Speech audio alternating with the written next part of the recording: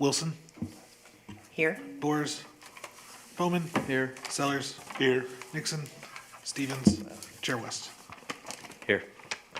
First item of business is consideration and appropriate action relating to a request for Actually, approval. Chair, of the sorry. consent agenda. There's items before that. You want me to do this first? Yeah. Okay. Okay. Who's taking care of that? Am I supposed to just read it? No.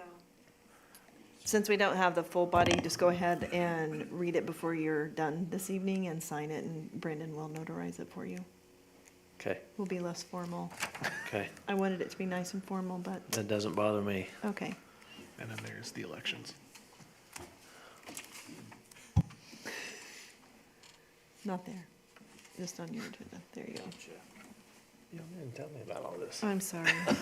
I should have called today, sorry. Okay, so we've had a roll call. We do have a quorum present, and we have election of our chair this evening. I motion for Chairman West to remain our chairman. Second. We have a motion and a second. Are there any other motions? I motion for Mr. Bowman to remain the vice chair. Second. All right, we'll go ahead and vote on the first motion. Wilson, Yes. Bowman, Yes. Sellers, Yes. Chair West. Yes. Motion number 2 for Craig Bowman, vice chair. Wilson, Yes. Bowman, Yes. Sellers, Yes. Chair West. Yes. All right. Now we've got item 1, under business. Consideration and appropriate action relating to a request for approval of the consent agenda. We have items A, B, C, and D in our consent agenda.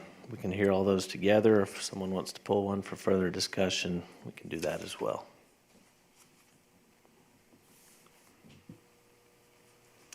I move to accept the consent agenda as written.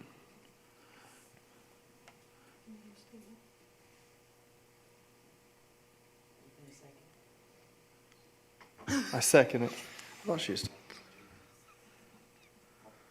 Yeah, you can go ahead. Go ahead. Make your statement. Yes. Chairman West, I will be abstaining on the vote because there is an item that does pertain to my organization. Okay, thank you, Gina. Let's go and vote, please, Brandon. Wilson, Abstain? Bowman, Yes. Sellers, Yes. Chair West. Yes. Item number 2 will be pulled. Agenda item number 3 is JZ 25 PUD 153. It's a request by Ryan McCarty for a zone change from AG agricultural to RS1 residential with a PUD overlay number 153. General location is 131st Street and just east of Elm. Mrs. Hilton? Yes, thank you, Chair West and Planning Commission. This is an item, I think it's a unique product to South Jenks and maybe to this whole area on the west side of of the river. And I think it's unique because this is a single-family residential subdivision. It is not gated, and they're asking for an RS1 zoning. It's currently ag, and there is currently a home on that property that's a 30.21 acre tract. Let's see, what else? It does meet the intent of the comprehensive plan, and I have had 2 phone calls, I think, on this project. At the time I wrote the report, I did not have any comments from the public, but I've received 2. I did call and leave a voicemail for one. They said they wouldn't be present this evening, but I did call and kind of explain it on the voicemail. And then I think Mr. Macy also had a phone call regarding this project. So with that being said, the general address is, the address is 1404 East 131st Street. This is on the north side of 131st Street. If you look at page, sorry, it is the south, sorry. Oops. If you look at page 2 of the staff report, but it's page 28 of 50. So I like to show you the comparison of the zoning code dimensional, bulk and dimensional standards versus what the PUD is asking for. And in this case, can you zoom in so we can just see it a little teeny bit better? Then we'll scroll down as needed. So when you're talking about zoning and you're looking at bulk and dimensional standards, there are lot standards, there are yard setbacks, and there are building standards. And anything else that's included in the planned unit development overlay is things that the applicant has committed to. And once a PUD or a planned unit development is approved by city council, those become the zoning law for that piece of property. And it is enforceable by the city of Jenks. We've had a lot of conversations about that lately. So in this case, the lot area for an RS1 is 10,000, and the minimum lot area for these lots is also 10,000. So that meets the code. The maximum dwelling units, if you were going to go straight by code for this many acres, you could have up to 131 dwelling units on 30 acres with an RS1. But they've drawn and have limited themselves to 85 dwelling units on these 30 acres. The lot width for an RS1, you have to have a minimum of 70 feet, and in this case, they exceed the code by requiring an 80-foot front lot width. The front setback stays the same for an RS1. The exterior side yards are 20 and 35. They're essentially the same with a little bit larger buffer adjacent to 131st. Interior side, this is probably one of the areas that you'll see a difference. RS1 is, you have to have at least 15 feet on one side, but I think that's actually what they're saying. They're saying 5 and 5 for maximum of 10, so 10. And in the rear, you'll see a difference on this one also, where the RS1 requires 25 feet and they're asking for 20. The height there's no change to that, and the impervious surface coverage, there's no change to that. In the zoning code or the Unified Development Ordinance, we also have our subdivision regulations. And one of the things that it talks about is the parkland provision. So I did reach out to the applicant to just have them to show us what they have done with the parkland and how that they're meeting the code. And then I also provided a memo from them, or at least a little page, to the planning commissioners. In this case, they have met or exceeded the parkland provisions that are required in the Unified Development Ordinance. So their amenities are passive recreation with open green space, and there are reserve areas. There is a stocked fishing pond with dock. There is a walking or jogging trail with an all-weather surface. They have purposefully been, they intentionally have large lots so that the homes can have their own personal amenities. There are brick and stone landscaped entrance, and I won't go through all of it, but you kind of get the point. Let's see. The building materials are 100% masonry, and the signage would be larger than what the code allows. This is something we've talked about a few times in amending, actually in the future, amending the zoning code, because it seems like the trend for subdivisions are larger, is for larger signage. Each home would have an enclosed 3-car off-street parking space, so that's garage. The page 29 of 50 shows the actual location. So we have on the far left of the page is Elm. It's shown here on this incog map as Peoria, and to the south you have this parcel, and to the north you have Yorktown. So that kind of gives you the general area. You can see the comprehensive plan after that. On page 31, I did kind of give you the data and the bullet points, so to speak, for what you're looking for when you approve a planned unit development. And the Planning Commission has the authority to have the public hearing, to approve, to make a recommendation, and your options are to approve, approve with modifications, or deny, and based on the applicable review criteria. But regardless, it does go on to City Council, but it goes with your recommendation.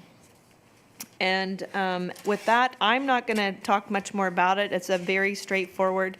The applicant actually thought they would come in with straight RS1, but our code does say anything more than 20 acres requires a planned unit development.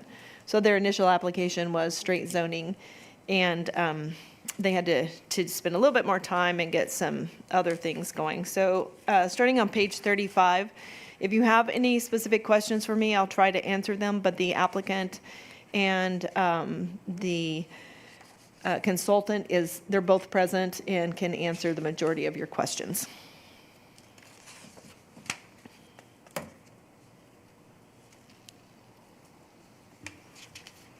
Thank you, Marcy. Any questions about the application or the staff report? Nope, not at this time. All right, if the applicant is present, please go ahead and come forward, sir.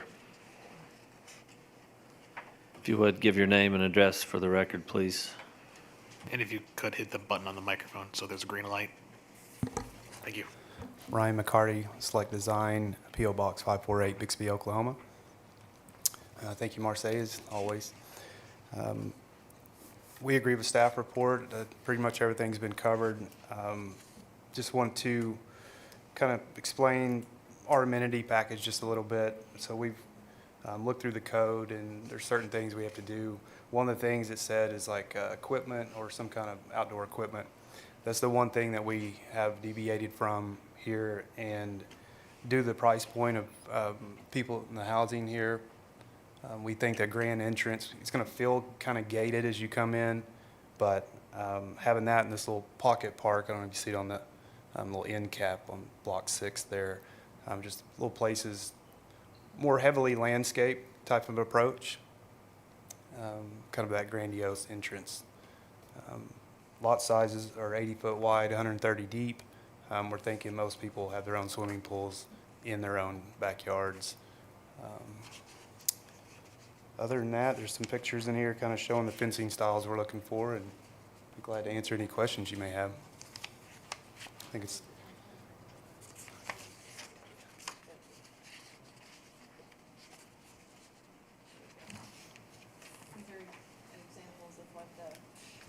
Exhibit G is an example of what you would see pulling into the subdivision. Can you zoom in a little bit, Brandon, to those photos on the bottom? They may not translate well. Oh, they're all right. So basically, around the reserve area detention pond, the developer would like to do the open panel three rail white vinyl type look, so everybody can kind of look into and see the water feature. And there's going to be a wooden dock and natural stone outcroppings, things like that.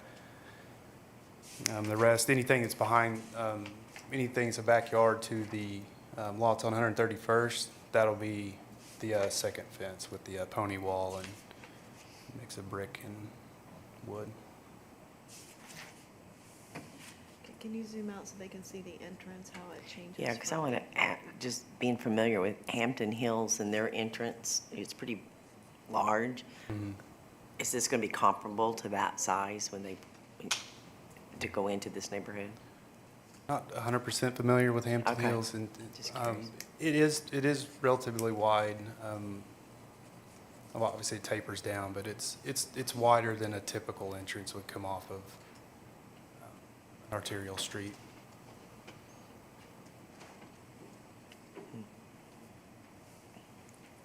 So is this the plot? You have 81 homes instead of 85 lots?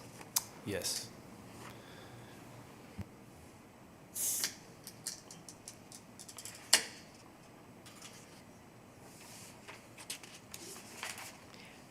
I have no further questions. Ryan?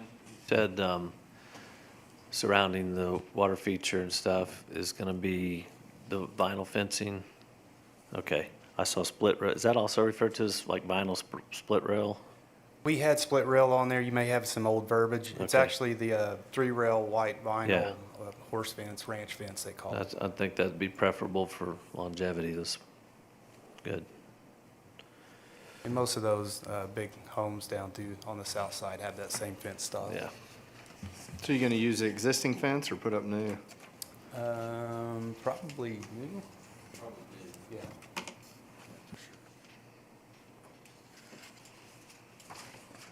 And the existing home is going away, so. Yeah, we tried to save it, turn it into a clubhouse. It's just such a unique structure that Yeah, it was, takes up a lot of space, a Does. lot of lots, and it would kind of not sit, it would feel weird in the middle of the neighborhood. Kind of yeah. struggle with that. Good. Righty. Thank you, sir. Thank you, guys. This time, we'll go ahead and open the floor to the public. If anyone wishes to speak on this agenda item, please come forward.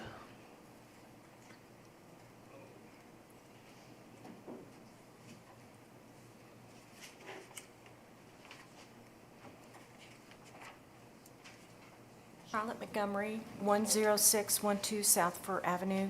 Good evening, Chair and Commissioners. The first question I had was, on your staff report, it talks about a party wall. What is a party wall? That is where you have the standards and in the notes? That wouldn't be relevant to, that's just our standard, that just means a shared wall. Okay. I not figured really. it wasn't like a party wall. Yeah, exactly. Do we know who the developer is? Do they want to disclose who they are? The developer's present. Brumble, okay. I know them. So this is not going to be gated? No, ma'am. Okay. The other thing I wanted to point out, and I'm doing this based upon probably the last year and a half, what the commission has looked at, especially for this number of homes. And I refer you back to what is now, I think, called the Kimberly Clark Estates, and how the amenities were really in one central place, and it was up at the very front. And this isn't like 40 homes. And just like with that development, is there something that should be done in, even if it's in the reserve areas? Because I'm looking at, well, it's not this layout here, it's the one that had the 84 lots. And there are things you can do in some of those reserve areas. I see where one of them's a dry detention. I mean, you know, could something be put in there that could be an amenity, like a dog park? You know, something like that. And I also see down here at the bottom, there's another reserve area. I'm assuming that's maybe utilities, because it's really long and skinny. Again, I'm just going based upon what you've been doing with developments of this size and what you've been requiring for amenities. And it's not meeting what you've kind of set down, especially in this area over the past year and a half. So I'm hoping that you'll think about that. And I also noted that they didn't mention a fountain. I think that's pretty standard, but I think it should be clarified that there should be some type of a fountain in the detention area. And we've also been down this road about neighborhoods this size, and especially with all the amenities up towards the front, an area for school buses to pull over. And I must say that there's many things to like about this application, the lot standards and the setbacks. And one of the things I really liked, because this has been, was a concern for some complaints in the neighborhood next to where I live, is I really like how the interior cumulative side yard setback of 15 feet, I like that, because in larger lots like this, there was a concern because people were within the building lines, but literally their roof lines were 10 feet apart in very nice subdivisions. So I really like that. So those are kind of my comments, and you know, again, what you've been historically doing, especially for this size and in this area, I'm questioning whether the amenities meet your standards. Thank you, Charlotte.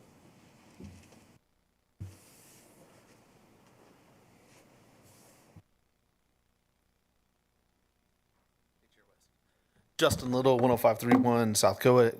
Miss Charlotte actually took a lot of my ammunition because that was some of the things that I had talked to some of the folks that live in Yorktown above there, just kind of getting some feedback of what they thought about this coming in, and that was one of the pieces that they said as well. A lot of the same complaints that we had on those pieces over just east of here are the folks going to be coming over there. I like the idea that, because my neighborhood is the same way, we have a communal space, but then most of us have pools and stuff like that in our backyard. My question would be is why would we be shrinking the backyards? Because that, at least the setback, because at least the way that I would think that you would want that to be bigger to give people a more ability to have the pool in the backyard versus having a smaller setback. And it looked like the PUD from RS1, it actually shrunk by 5 feet. And that's just, again, for me, to understand that a little bit better. So that way, again, if that's the way that it's going, then it gives them folks more opportunity to do that. And then the last piece that I had to, because it's not gated, and then, you know, on 131st Street, if it was, it would even be more problematic. It would be for the kids, you know, if the kids are coming in here. And he said something about the price point on the house. Do we know? I couldn't find it unless I missed it. Do we know what the price points are going to be for it? And because I thought that was the reason for the not having the amenities. So, you know, depending on what the price point is, that could impact whether the amenity package needs to be added to it, whether it's a splash pad, park, whatever. So, thank you. Who did you talk to in Yorktown? Did you go to one of their meetings or No, I've got friends. lots of them in Yorktown? Or? I have a few, yeah. My wife practiced pharmacy in this town, so we know a few folks. Okay, thank you.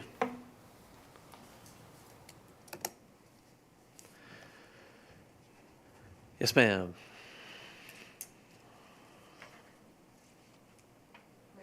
Patty Limmery, I do live in Yorktown.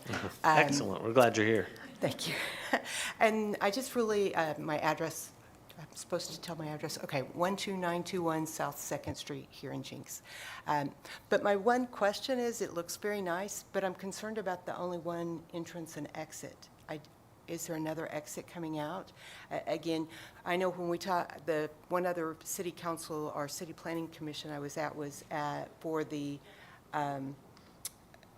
homes for the seniors, the senior adult that was for going to be an extension of the Rooster, is it Rooster Run that's in Broken Arrow, or the Rabbit Run? Thank you, not Rooster, sorry, thinking of Rooster Days. Yeah, but I know we questioned when they were talking about that, about having a second exit, and I don't see a second exit here, and I just was kind of concerned about that in terms of the people in that neighborhood. So, thank you. You can answer. Thank you, Patty.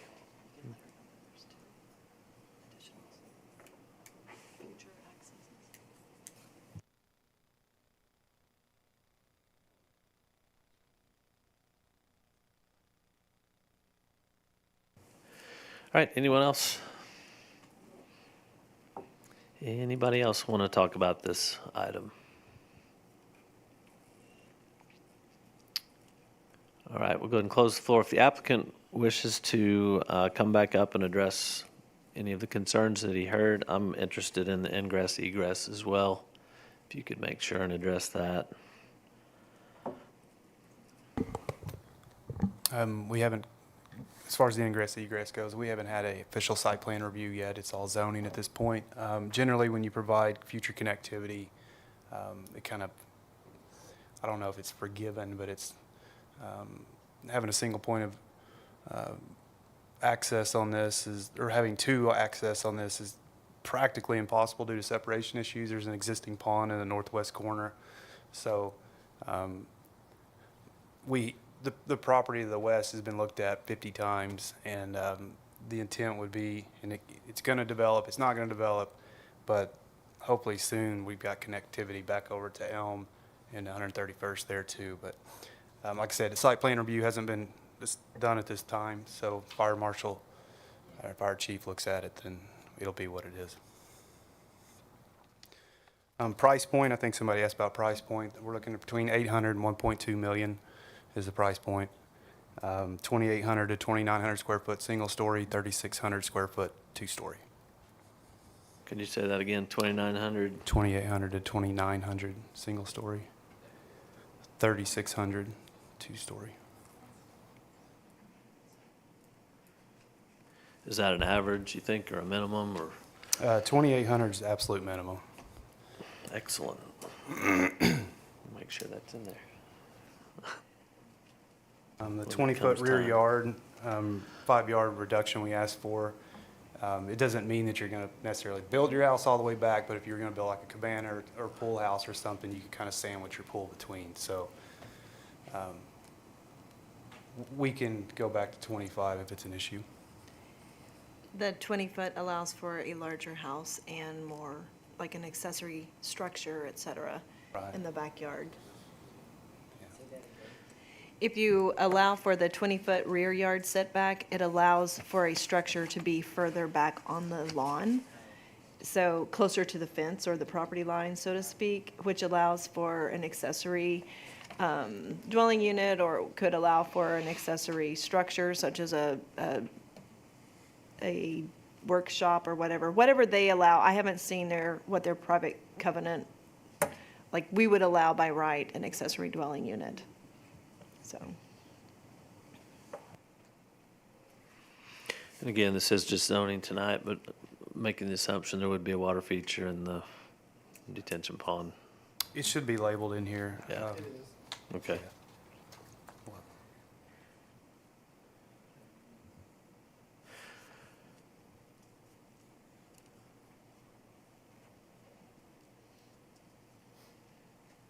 All right, any other questions for Ryan?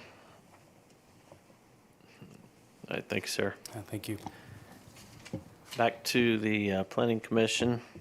I too had concerns about, when I looked at this initially, the lack of amenities that were present.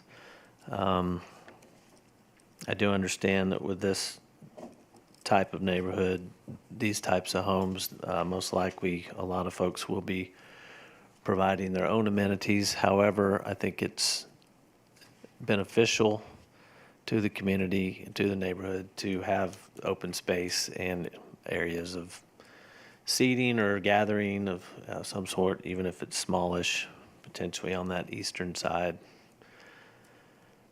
Greg, Gina, what do you guys think? No, I was thinking, as you were, that the price point, they would create their own backyards, if you will. But it would be nice to see a little something, maybe in the reserves that were talked about for community. Even if it's like a park or something of that nature, that there's enough roads that they're going to be able to walk the neighborhood if they want to get out and walk around or anything of that nature. There's no reason really to create a walking path per se when you have that much in roads. But some place to congregate. You got to have a homeowners association meeting somewhere.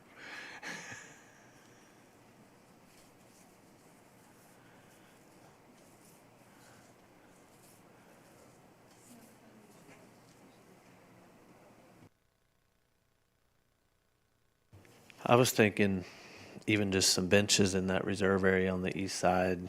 I understand that that's a, what's that? ask Brandon to go back to that. Yeah, I understand that's a dry detention pond, but those are used all over the place for, not sure if I can get an idea of the size of that, but, you know, they're used in other neighborhoods for soccer, a soccer goal. The house is 7,900 square feet. That's 7,800 square feet. So that's a house lot. That's square and the house is. Yeah.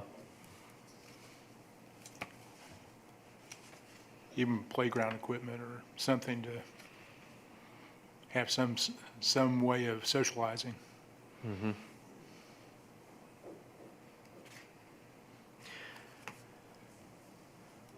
I would think we would, in our motion tonight, include some sort of language about increase in the amenities, either around the wet detention area or that dry area on the east side.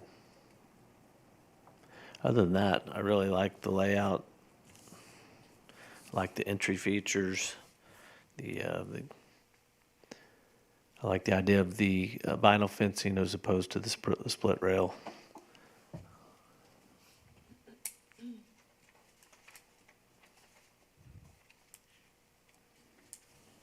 All right, any further discussion, or we can hear a motion on item 4, 3, 4, 3.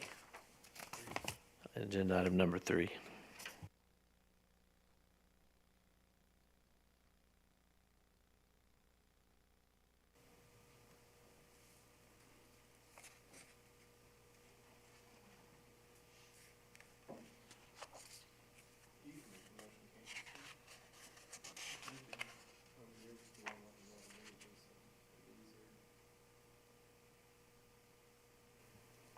I'll make the motion. You make the motion. To approve JZ 25, Bud 153, request by Ryan McCarty.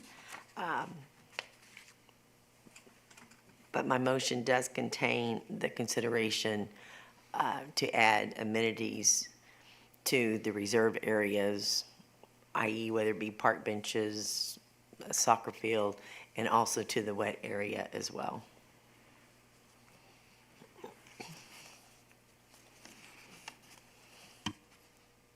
I'll second that. We have a motion to approve with modifications. We go ahead and vote, please. Wilson, Yes. Bowman, Yes. Sellers, Yes. Chair West. Yes. Other business, planning updates? Yes. I will make this quick. I think we may be getting a little bit of weather, so, no, seems like we are. I don't think so. Good. I hope we're not getting weather. I gave the planning commission 2 different handouts, and we can put them in the meeting minutes. We had 8 opportunities for the public to participate in the downtown master plan street preferences. And so that was basically saying to the public, hey, would you please come out and tell us, how do you want Main Street to look and feel in the future? If we take tax dollars and we invest in our infrastructure and then in the built environment, what would that look like? What would most please you? And there were 3 options. Brandon, can you pull up those boards? I don't know if you can or not. They are in the folder. So there are 3 options that everyone voted on, and we ended up with about close to maybe a little over 120 people showed up. So we had 8 opportunities. One was the urban garden festival, which was an absolute downpour, and I stood in the rain with a large umbrella soaking wet. Needless to say, no one stopped. And yeah, that one's fine. That's it. And then the second one was the second one that the consultant did was this past weekend at the Food Truck Festival. I was there for a couple of hours as well. And that's probably where we got the majority of our input. And in addition to that, we had 7:30 a.m. downtown, had a couple of people show up and give their input. Great community families. We had 2 or 3 during the noontime hour, and we had a couple of them in the evening. So we had a total of 8 opportunities where we brought the actual boards, and you physically took a green dot that had a 1, a green dot that had a 2, and a red dot that I called your vote. So that was if you did not like that particular type of parking. So, did it not have the other ones? That's fine. Look at the date, Brandon, of the download. Which one are you looking for? The I only have the presentation boards. The others are not in that, they're on master plan, but not in that folder. So they're probably just in there somewhere if you just did, yep. Okay, so for angled parking, which was one of the boards for angled parking, I apologize, Brandon. The one that you had pulled up, did it not have 6 pages to it? The board that you've? This one does not have the parking. Oh, that's a bummer. Okay.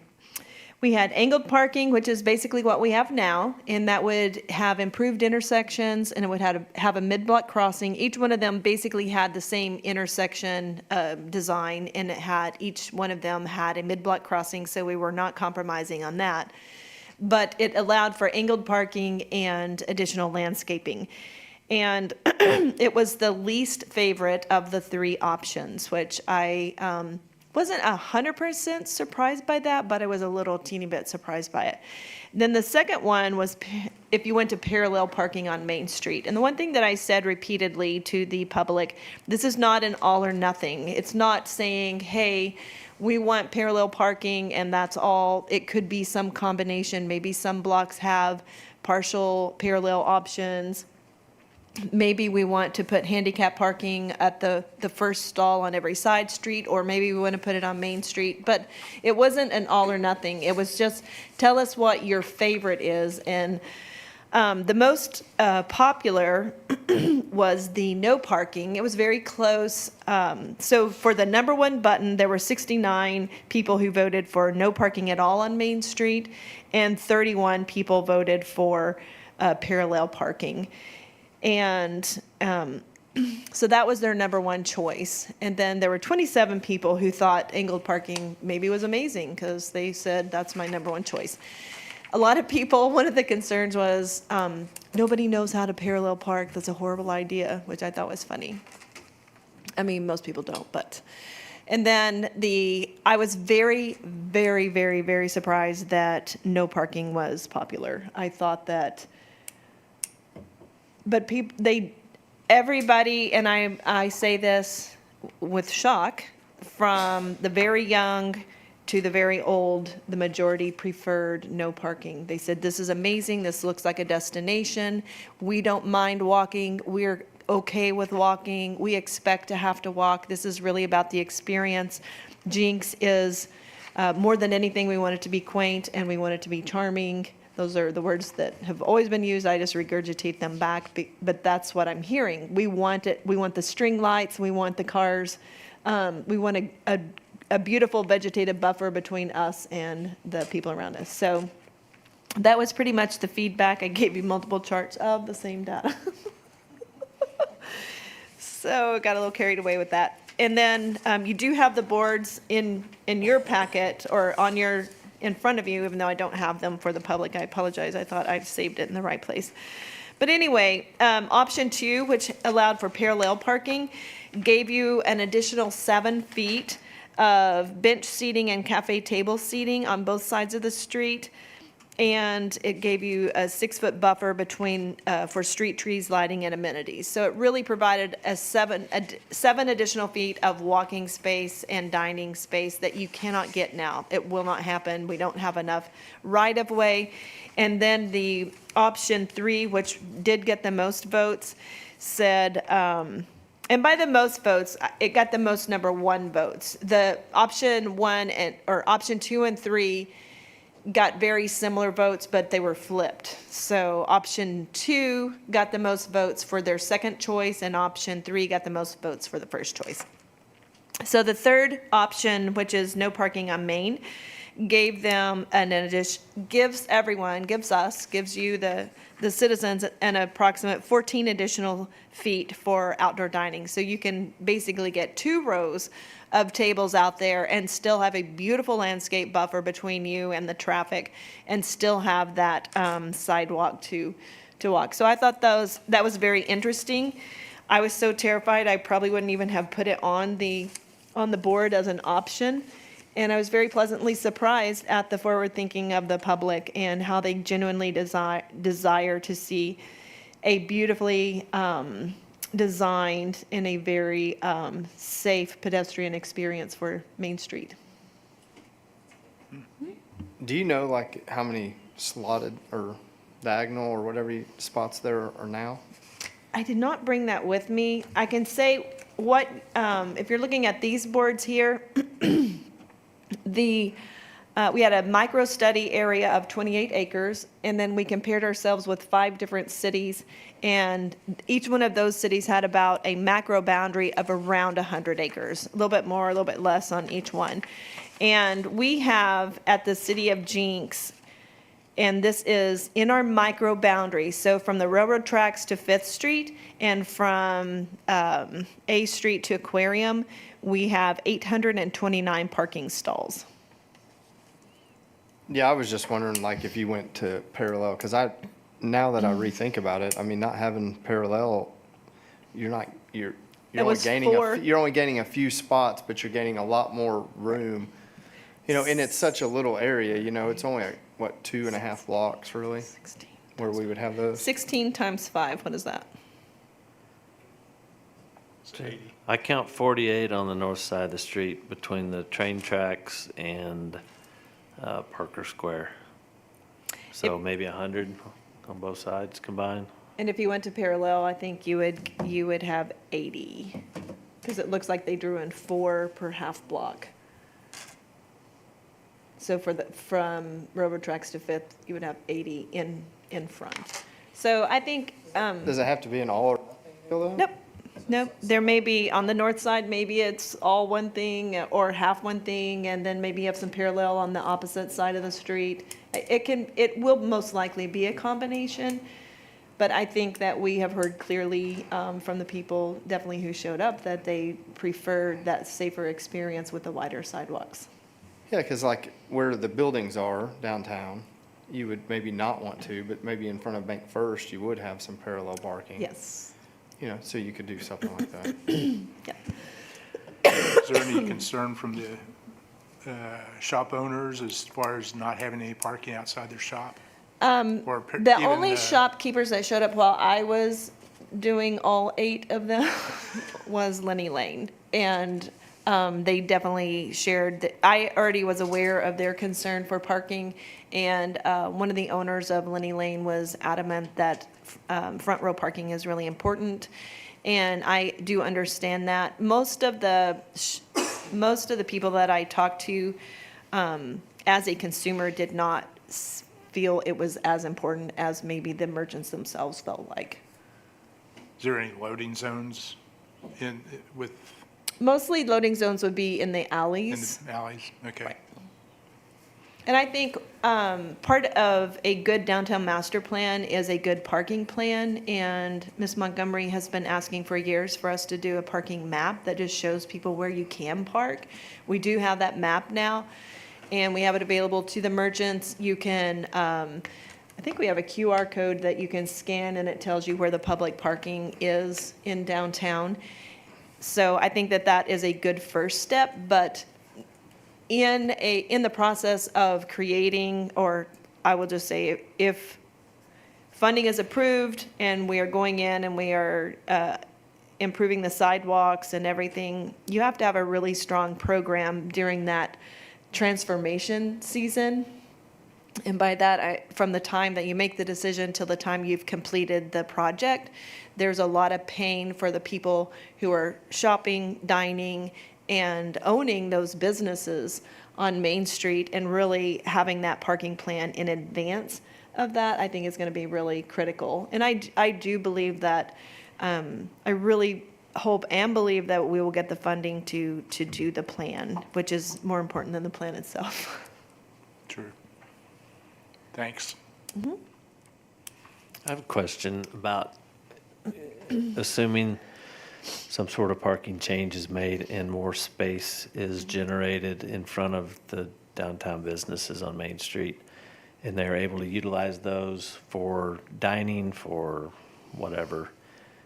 Who controls that space? Does that become more city right-of-way? Yes, it's the same right-of-way. It's Nothing just changes used differently. legally. Right.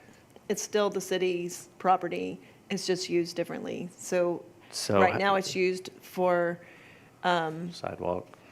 for sidewalks and And parking. automobiles. And if the no parking was the one adopted, then it would be used for transportation only and pedestrian.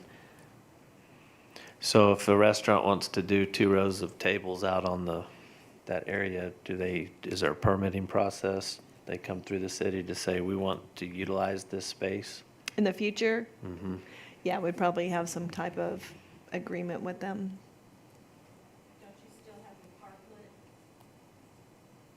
That, we did create a parklet policy, and I put a deadline on it. It could easily be brought back.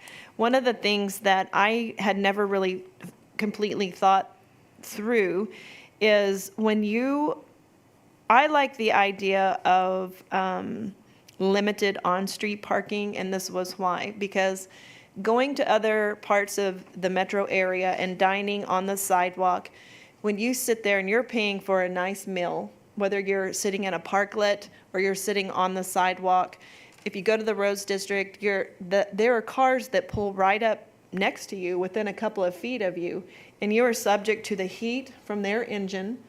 Because when I was doing the downtown master plan on Monday and on Main Street, someone pulled up to pick up their child and left their car running. It was like 70 degrees, 75 degrees outside, and it doubled the heat for me standing there. And so you're subject to their engine, to their music, their conversations, and you're subject to whatever is floating through the air and out of their car. So it can ruin a very nice meal, because are you going to tell them, hey, would you kill your car?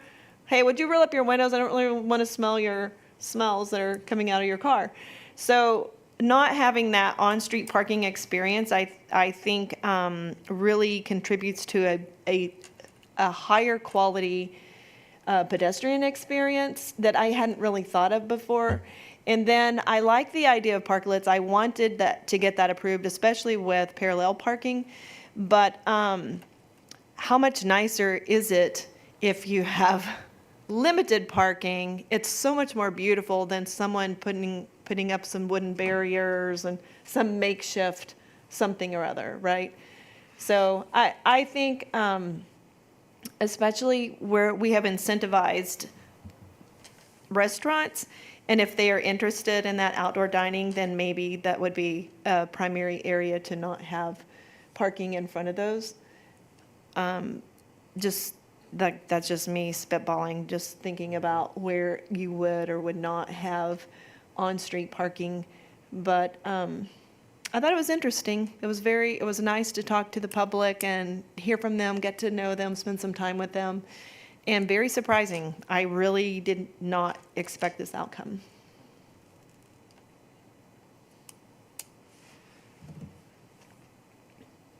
That's it. That's it. Watch your ball game. Am I supposed to read this before we close this meeting? Just yourself privately. Okay, I You don't did. have to read it out loud. Thank you.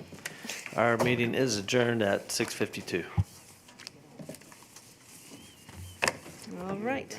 Brandon.